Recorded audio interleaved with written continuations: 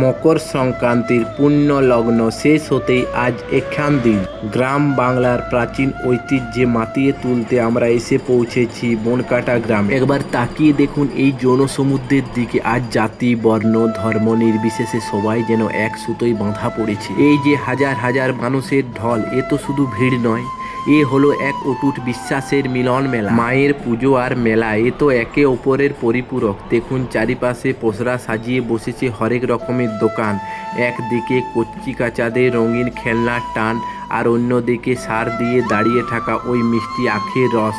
সবেই যেন শৈশবের স্মৃতি মনে করিয়ে দেয়। আবার দেখুন কারিগরের হাতের সেই জাদু। টকবগে তেলের ওপর কেমন নিখুঁত ছন্দে জিলাপির প্যাঁচগুলো পড়ছে।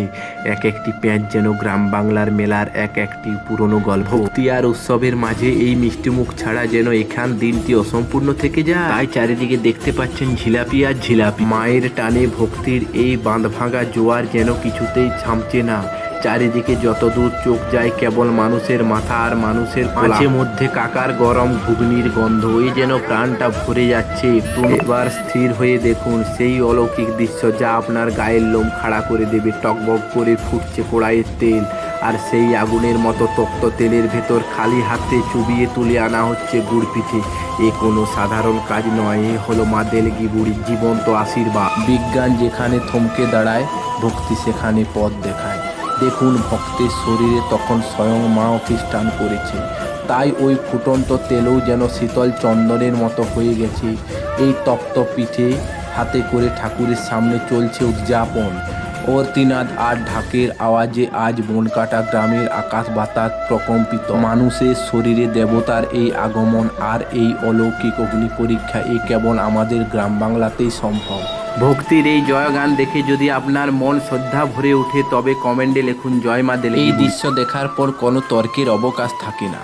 একবার ভাবুন যে তেলের তাপে মানুষের চামড়া মুহূর্তেই পুড়ে ছারখার হয়ে যাওয়ার কথা, আর সেই তেলেই অবলীলায় হাত ডুবিয়ে চলছে মায়ের আরাধনা। এ তো কেবল পিঠে ছাকা নয়, এ হলো ভক্তের আত্মনিবেদন। স্বয়ং মা যেন ভক্তের দেয় আবিষ্ট হয়ে এই অগ্নিলীলা দেখাচ্ছেন। চারিপাশে শাঁখের আওয়াজ আর ঢাকের এক অলৌকিক পরিবেশ তৈরি হয়েছে। গরম তেলের ভেতর থেকে উঠে আসা প্রতিটি পিঠে যেন কেবল প্রসাদ না, মায়ের করুণার এক একটি জীবন্ত সাক্ষ্য। ধন্য এই মাটি, ধন্য এই ভক্তের বিশ্বাস। বনকাটা গ্রামের এই অলৌকিক শক্তিকে আজ কুর্নিশ জানায়। আমি তো অবাক, হাত পুড়ছে না, চামড়া জ্বলছে না, কিন্তু গরম তেলের ভেতর থেকে উঠে চলে আসছে পিঠে মায়ের মুখের সামনে। মায়ের কাছে প্রার্থনা করি তিনি যেন সবার মঙ্গল করেন এবং আমাদের এই আদিম সংস্কৃতিকে এভাবেই বাঁচিয়ে রাখেন। আজকের এই ভিডিওটি যদি আপনাদের ভালো লেগে থাকে এবং মায়ের এই অলৌকিক শক্তিকে বিশ্বাস করেন তবে অবশ্যই ভিডিওটি শেয়ার করে বন্ধুদেরকে দেখার সুযোগ করে দেবেন।